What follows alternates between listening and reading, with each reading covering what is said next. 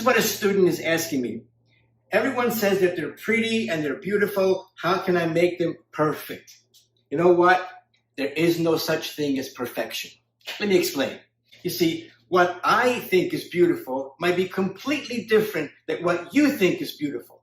What I like might be completely different than what you like. So you, as a designer, must trust your own instinct, your own intuition. You must like what you are designing. If you don't, throw it away and start again.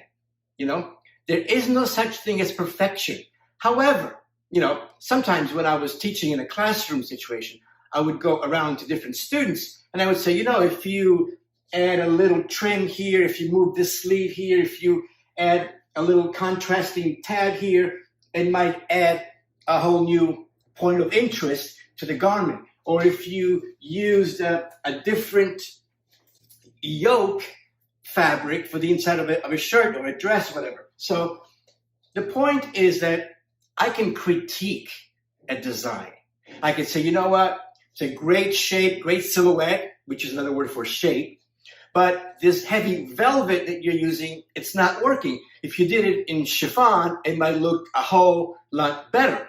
It would make a big difference. So I can critique a design. But as far as you making it perfect, only you are the judge of that. Only you can judge and say, you know what? I love this design.